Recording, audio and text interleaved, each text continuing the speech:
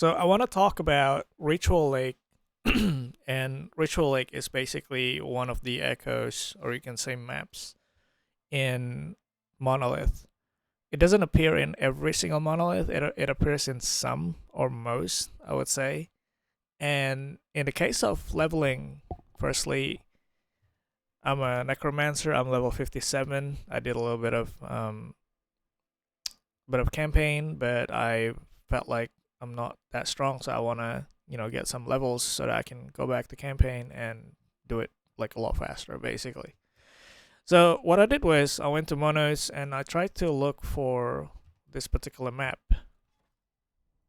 right? So it's called Ritual Lake, and the reason why Ritual Lake is really special is because the outline of the map.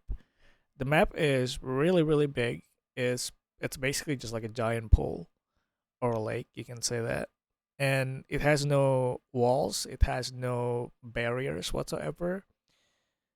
And it has the highest like density compared to every other map by nature because I don't know, well, it's just how it is. And so in the context of leveling, which is what I am right now currently, I what I want to do is just basically go in and try to roll a group of enemies that would be well, try to roll like easy enemies, like so like with the white ones, and hopefully like you get like decent density out of it. So right now, let's see. Okay, so we get the crows, we get these, so it's like a zoo, you can say that. This is okay. It's not the best. And what we want to do, right? We don't want to clear this properly, as in like the objective. So we want to make sure that we don't um, finish the objective. So if it says patrolling Imperial Watchers, I would be actively trying to avoid them. To be honest with you, I'm not really happy with this. I don't quite like this. So what I'm gonna do, I'm gonna portal out, and then I'm gonna go back in. And as I have previously shown this in my farming video, it basically resets the content of the monolith, including the objective and also the type of enemies that are inside it.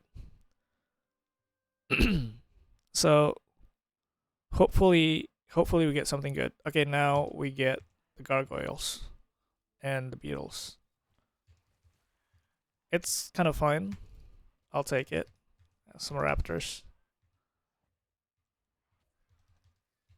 So yeah, as you can see, it's a great map. Its density is great. I'm just basically walking around, and this is really really fast for EXP for early game. Even in late game, it's also fast because it has the most like mobs anyway.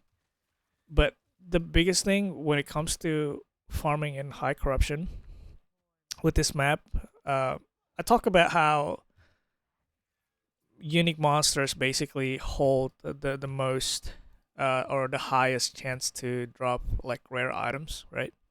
Or better drop basically. And you can, because of density is really important in Epoch. You basically roll more dice, right? You can just stay in this map for if you want. Like I've done this particular thing in high corruption if I'm not really looking to um I don't know, if I don't really have any like aim, like I don't really care about the boss drop or whatever or Orobis. I'll be just like doing this sometimes. But yeah, I don't know. It's I think that point is fairly debatable. I would agree on that. That it might be better to just clear every monolith and do bosses and whatnot. But you know, coming back to what Ritual like offers, in terms of like leveling, in terms of even leveling up your Weaver's Wheel, right? Because look at the amount of mobs here. It means that you're probably gonna be clearing 20, I think, if you finish the whole map. So that's really good. So I kind of purposely just leave out like one mono, or if I see any ritual like anywhere, I would just like leave it out for whatever purposes I can do. So yeah, Hopefully that's useful. Thank you.